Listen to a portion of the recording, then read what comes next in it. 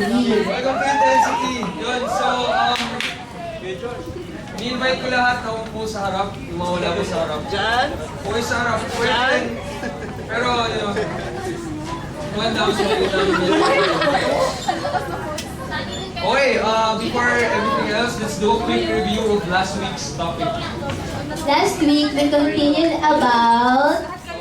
talking about peer pressure. Yes, yun. We had a panel discussion talking about peer pressure. We also had guests from the youth ministry to help discuss more about it.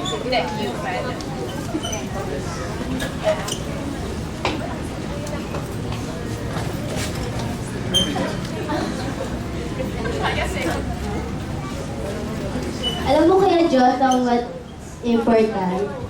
What's important is our identity in Christ. Tama yun.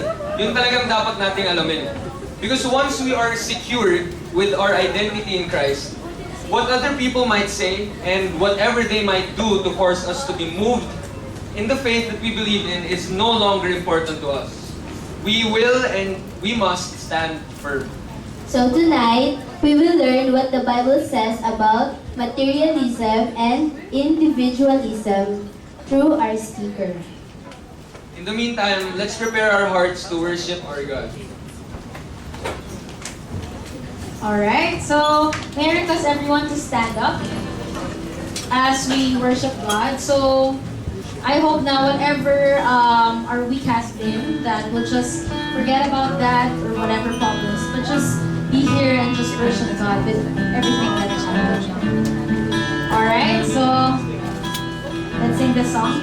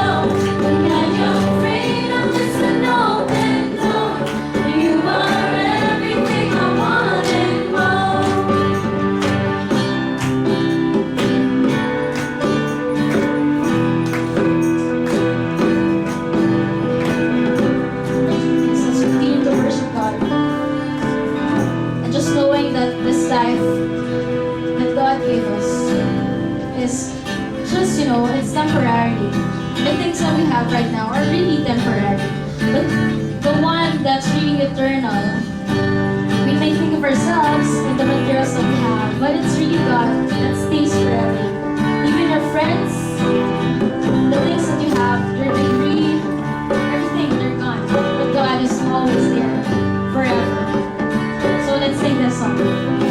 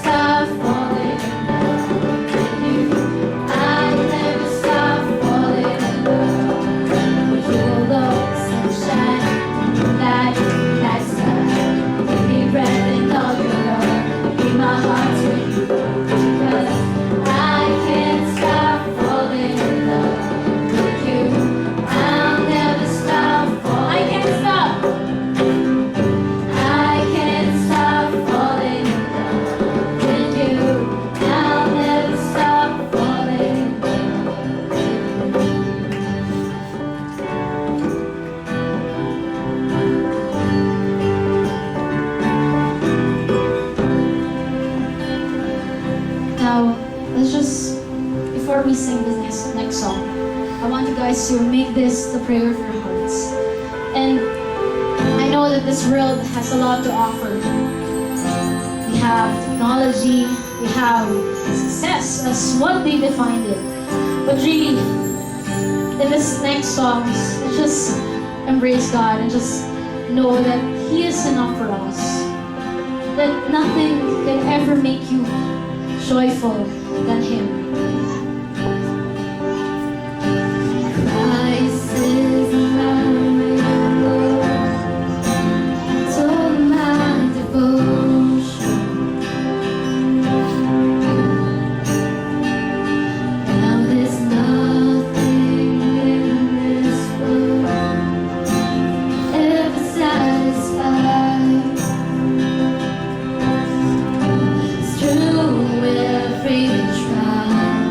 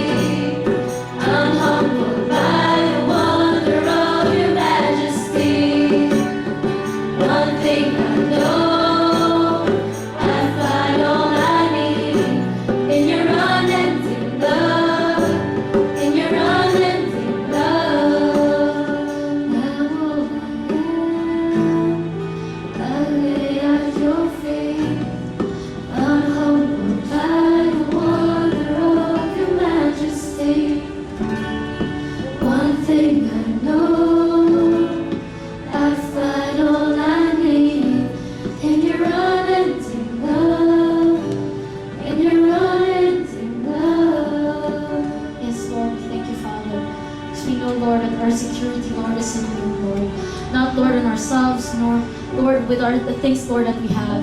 It's not, Lord, on what we have, Lord. And I pray, Lord, we'll just continue to love you, Lord. Love you with all of us, Father.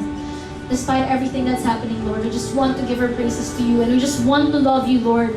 Not because of situation or what we have, Lord, but Lord, kahit walang-wala na kami, Lord, I pray, Lord, I will just love you with all of our hearts, Lord. In Jesus' name, pray. Amen. Part of worship is giving through our tithes and offerings. So, let's pray. Lord, truly, nothing can compare to you, Lord. You deserve everything that we can give and nothing less. And I hope that now as we give our tithes and offerings, nawa po, magbigay po kami ng buong kalooban at sa buong puso po namin na para po sa inyo to. I hope po that this will help para po sa furtherance ng mundo. In Jesus' name.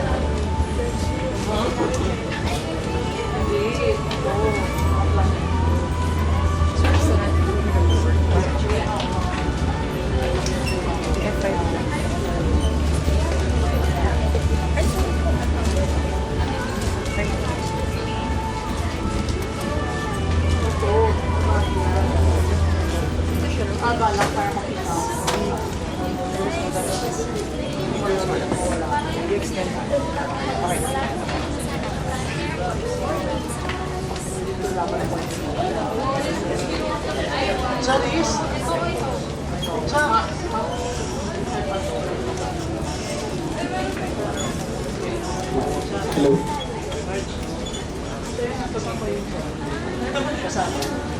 Hi guys! Alright, so ako yung nakatasang magpakilala sa ating speaker. Hindi naman, actually, hindi ako prepared. Akala ko actually, camp pa, kasi naka-running attire ba. Kasi ang dami ko nakikita, may hangover pa sa camp dyan. Tingnan yung dami naka-GPS shirt. Ayan. Proud na proud. Alright, okay, so, introduce ko muna yung speaker natin, okay? He graduated last December 2014 with a degree of Bachelor of Science in Applied Physics.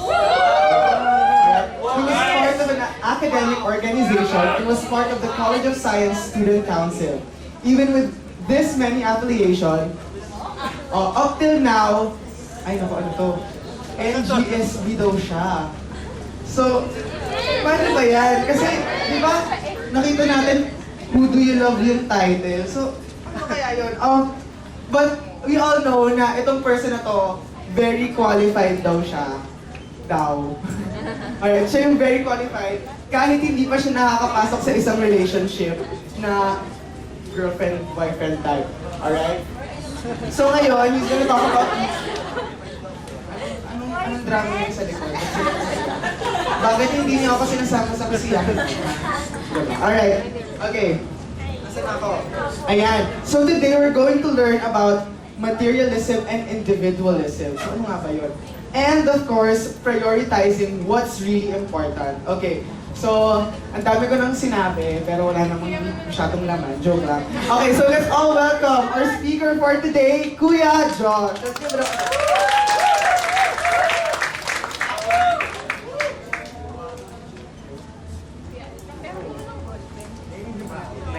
Sorry kasi,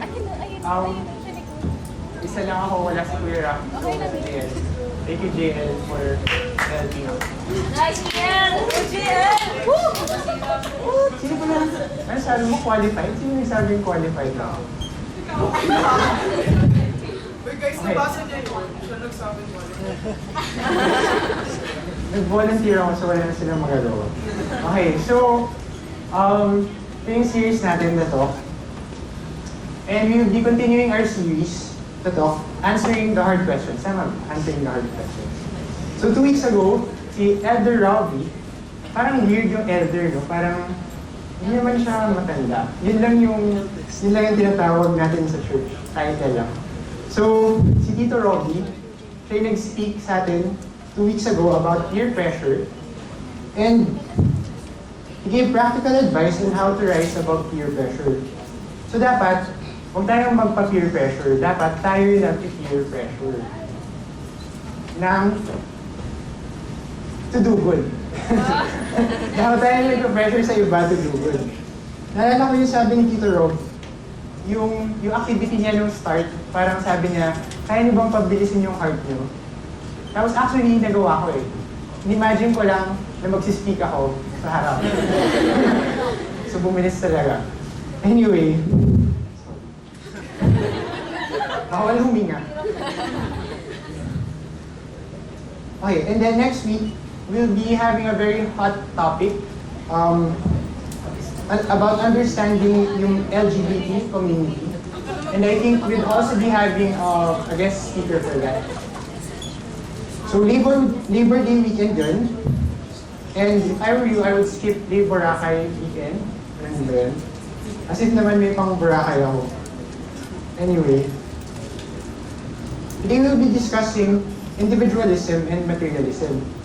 Basically, tuturuan ko kayo kung paano maging selfish. Maging less selfish pala. So, sorry, Corny. Not that kind of selfish. And the tension question is, who do you love? Ha? Papalit daw. Hindi ko alam kung sino.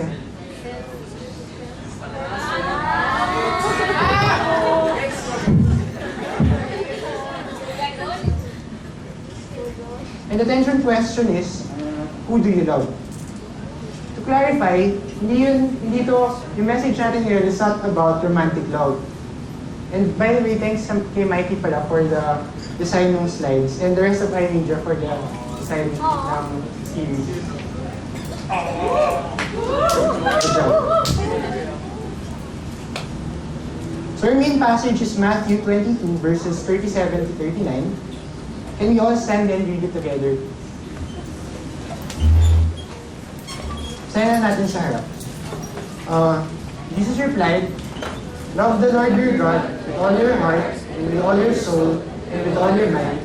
This is the first and the greatest commandment. And the second is that love your neighbor." And let's pray. Thank you, Lord, for your word. Thank you for this time to listen. Would you please help us understand and prepare our hearts for all you have in store for us tonight? Please speak to all of us and be the change in our lives. In Jesus' name, amen. Again, please be seated. So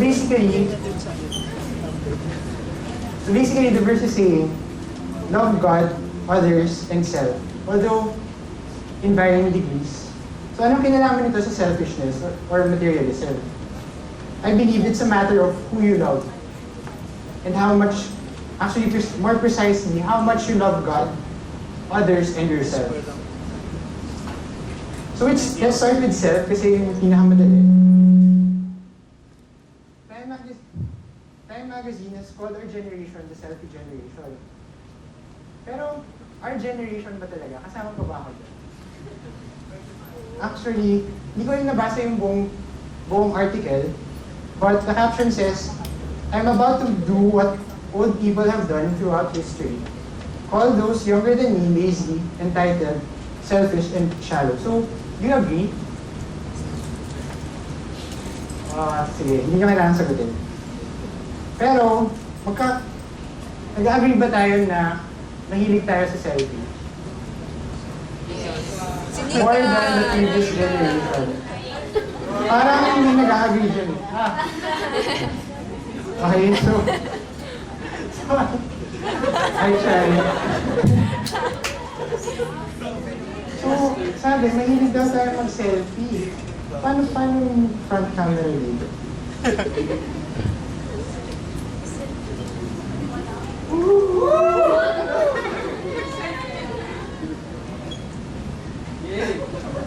So, laki ng mukha ko syempre.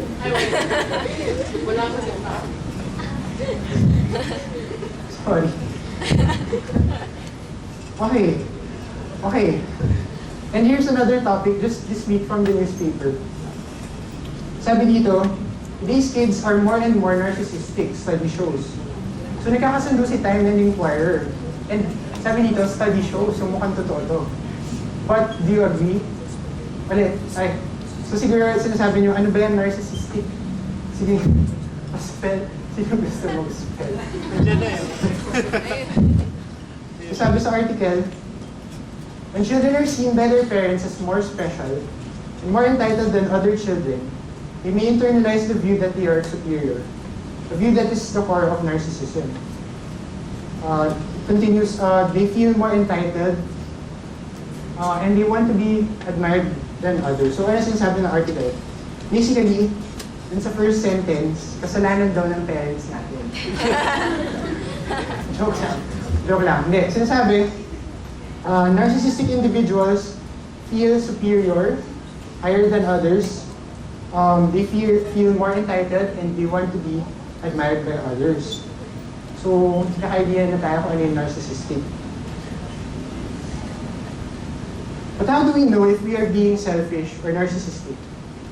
And I believe that we invest in what we love. And usually, we invest time and money. So a good test to find out how much we love something is to determine how much time and money we invest in it. So isipin natin yung hobbies natin. So kung wari, basketball, yung mga enthusiastic sa basketball, syempre, lagi sila maglalaro ng basketball, lalaro ng NBA, bibili ng shoes, related yun, di ba? 2K daw, okay? And ako personally, mas mahilig ako sa Pokemon cards nung bata ako. So geek ako eh. So Pokemon cards, medyo marami rin ako nagastos na. Ano yun? Also into photography, so titingin ako ng cameras, bumibili ng lens. And yung iba naman mahilig sa games. So actually may friend ako dati, meron siyang Wii, Xbox, tsaka PS3 nakabit sa isang TV. So parang overkill kasi hindi rin naman yung magagamit yun at the same time. Pero friends kami dati. And then, okay, ito. Another example. Isipin nyo, birthday ng friend nyo. Facebook friend lang, hindi kayo masyadong close, medyo acquaintance lang. I-greet nyo siya, happy birthday sa Facebook. Habang mas ka-close mo yung isang person, mas humahaba yung greeting, medyo mas pinag-iisipan mo na, happy birthday, or meet naman tayo, ganyan, miss na kita, ganyan. Tapos, pag yung other extreme naman is, pag best friend mo kung wari, yung birthday, talagang mag-invest ka ng time and money. Either bibilan mo siya ng magandang gift, or talagang isipin mo ano ba talaga yung gusto niya, susulat ka ng mahabang letter. Or another example would be yung kung may magpaturo sa'yo sa school. Kung wari, classmate mo lang, hindi mo friend ganyan, uy, paturo naman ito. Tapos ikaw pa yung sabihin, ay, hindi ko naman yung masyadong alam, or busy rin ako ganyan. Pero pag pa-close mo na, kung wari crush mo, lumapit sa'yo, uy, paturo naman dito. Talagang, kahit mas magaling pa siya sa'yo dun sa subject, talagang aralin mo yan buong gabi, tapos tuturuan mo siya. Tuturuan mo pa. Ayun, and of course, yung pag magkaroon ka na ng special someone, ako, nababalitaan ko lang.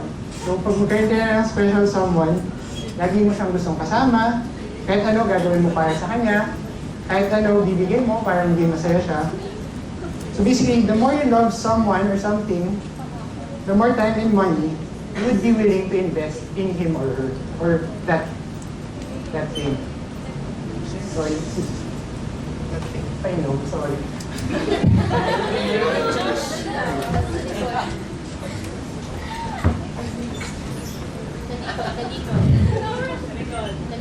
Harap sa likod. Harap. Yeah. Right from the... Pag-pretend pag nagong lang.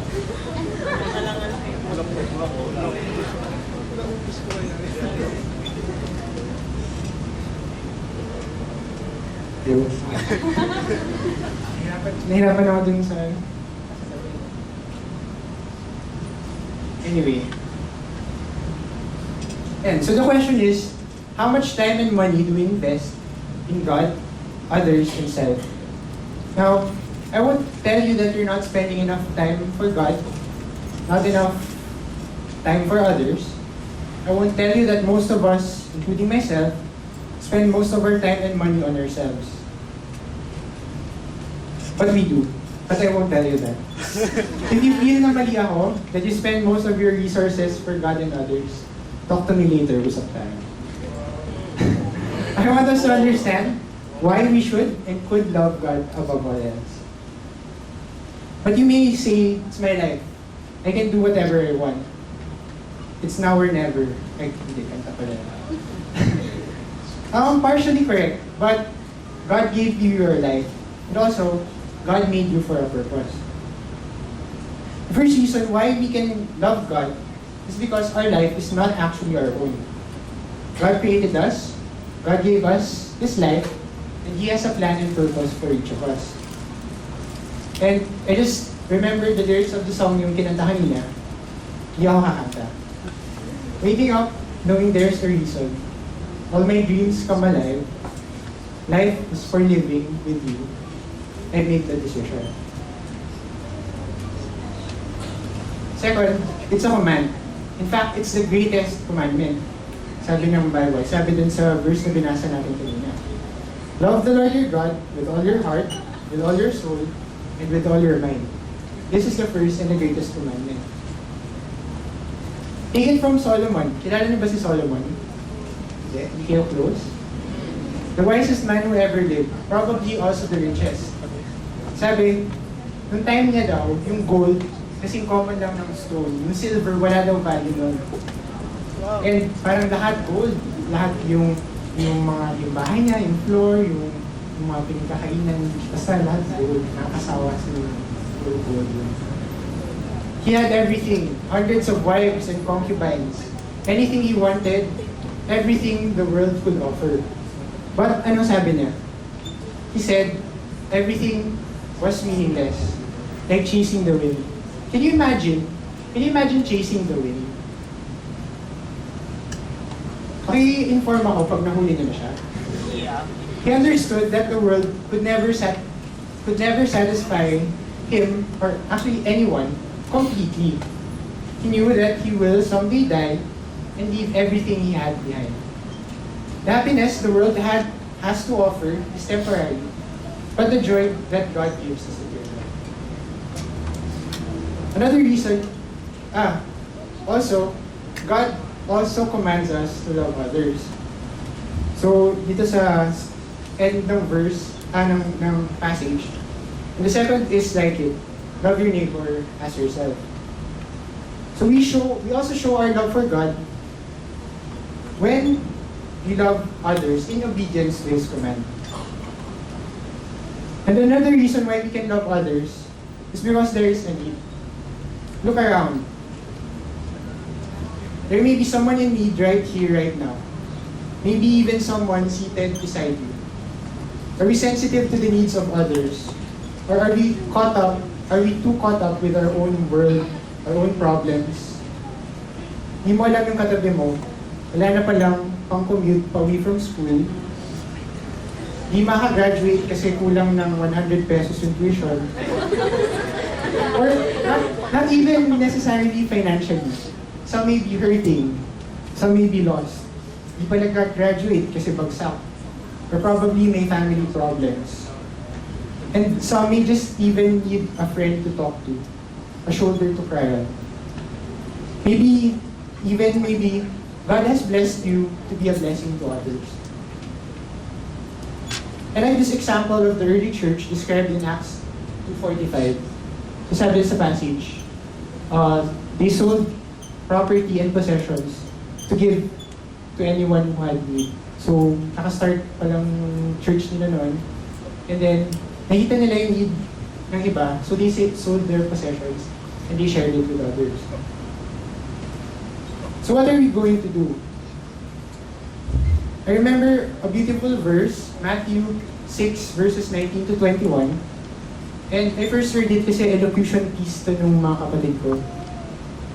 And it reads, "Do not store up for yourselves treasures on earth, where moth and rust destroy, and where thieves break in and steal.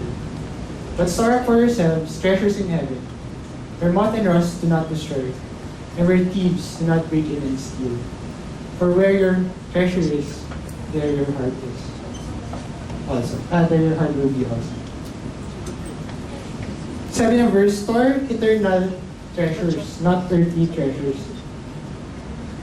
Ito yung nagsusummarize nun. And it's like what Solomon experienced. Also sabi sa Matthew 16 verse 26, "What do you benefit if you gain the whole world, but lose your soul? Is anything worth more than your soul?" So, life on earth is a blink of an eye compared to eternity. So, blink nga kayo. Okay. So, sabi, estimate ko lang, average blink is about half a second. So, isipin niyo ganito. To get a grasp of eternity, imagine nyo, yung life natin, blink of an eye lang. Compared sa eternity. Kung wala yung life natin, 70 years, ganyan. Yun yung eternity. So once nag-blink ka, tapos na yung life mo compared to eternity.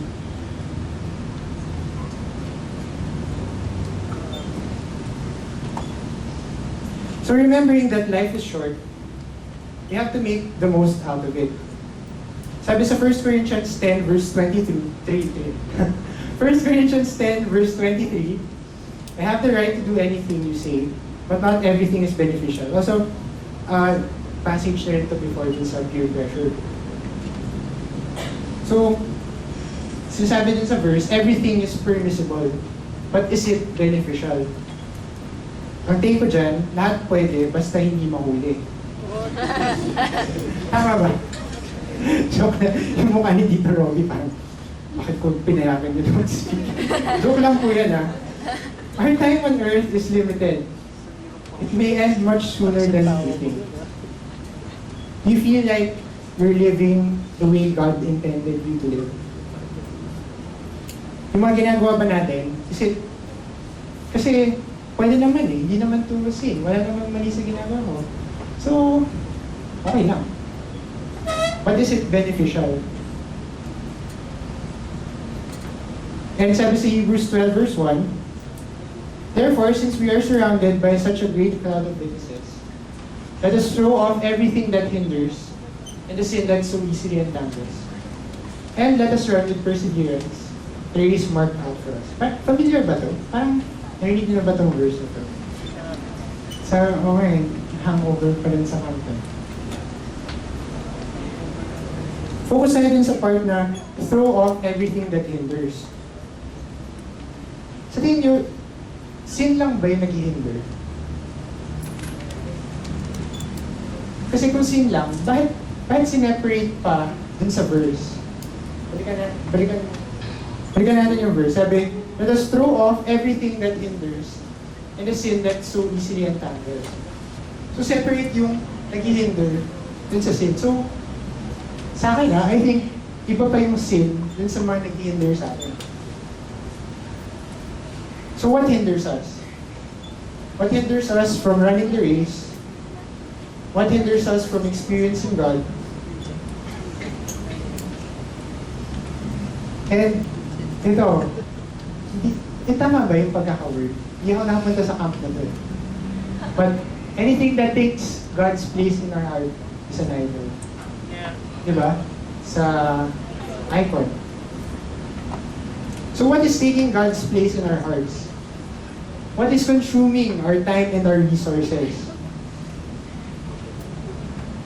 Let's think about it. Maybe we're spending too much time on something. Maybe we're spending too much time on games, on TV, on movies. Maybe we're spending too much time, too much money for our food, pero may cheaper alternatives naman. Even good things, even the gym or school, may be eating our time for God. These are good things. Don't get me wrong. These are good things. Good things. But they become idolatry if they steal our time, if it steals our resources from God.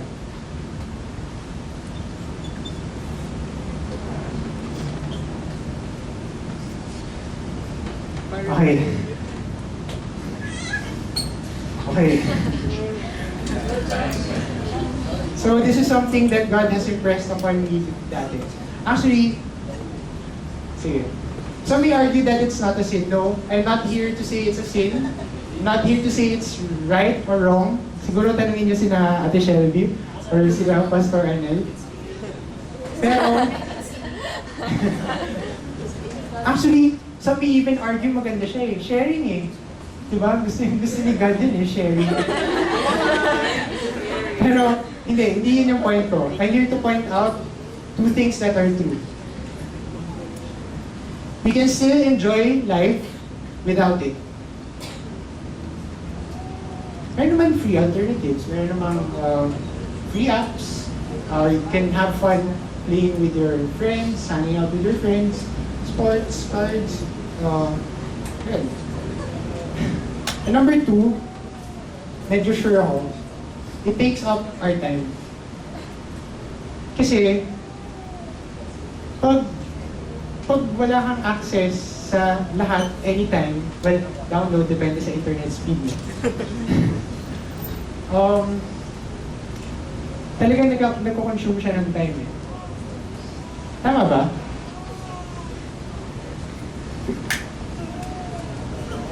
So,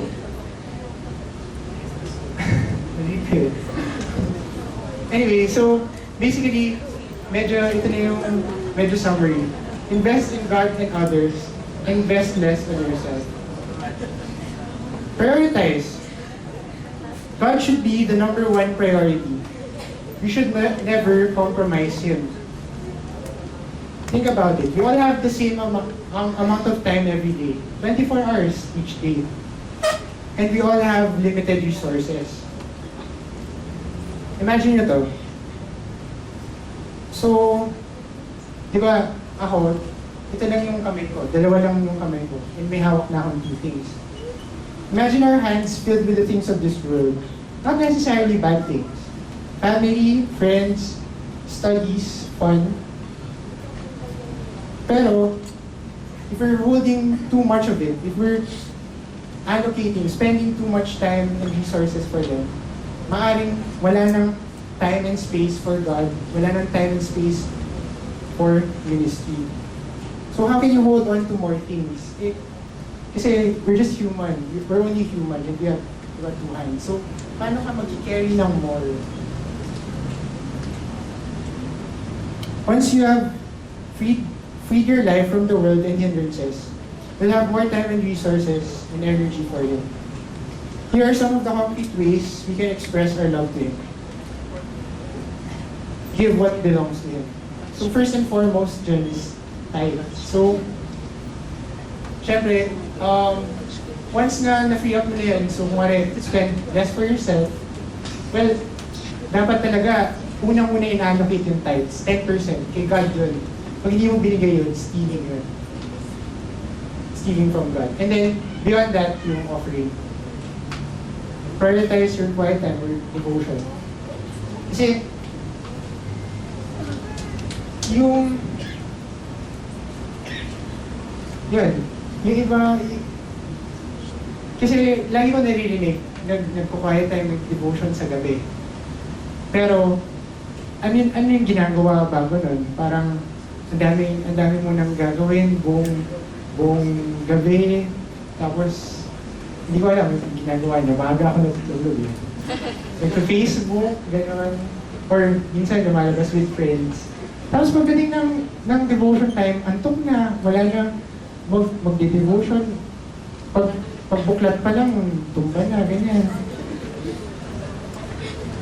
Pag sinabing prioritizing your devotion, it also means gagawin mo lahat para matuloy yung devotion mo. Hindi yung sige, magde-devotion ako. Talagang tatry ko talaga.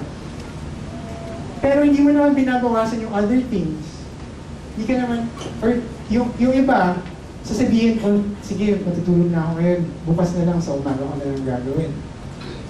Late ka na nga natulog, late ka magigising, tapos wala ka ng time, tapos papasok ka na sa work, gano'n. And next, join a ministry. So, these are the things na I believe in the value of God. Bukod sa, of course, una yung relationship mo with Him through devotion. Also, na-appreciate ni God yung service natin sa Kanya through our ministry. Attend DG and prayer time. So, pina-plug ko yung DG sa And even, pag sa future, kung ano yung working na kayo, pag may nasisave na rin kayo, maybe you can even support some of the missionaries. So, the church supports many missionaries. And, syempre, bukod kina Kuya Carlo, kina Ate Shelby, I also know some friends of our youth who are going for short-term missions soon. I think si Denise, may friend. And yung ibang youth, just ask around. Ba't ka kinakabahan, Mikey? Oh no, Mikey. Even for others. So be thankful and content. Pray for others.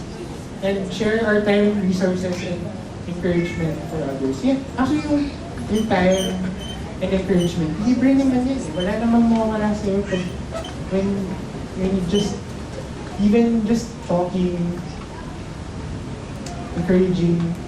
Actually, sobrang daming worth encouraging dito sa intensity. So, katulad ng sabi ko niya, iMedia. So, although konti na lang yung time, I want to appreciate yung lahat ng love, to show ng love nila kay God through ministry, yes. Thank you sa lahat ng serve dito sa and sana marami pang sumunod. So in the end, what matters to God? Sa tingin nyo, God, titingnan ba ni God yung mga achievements natin?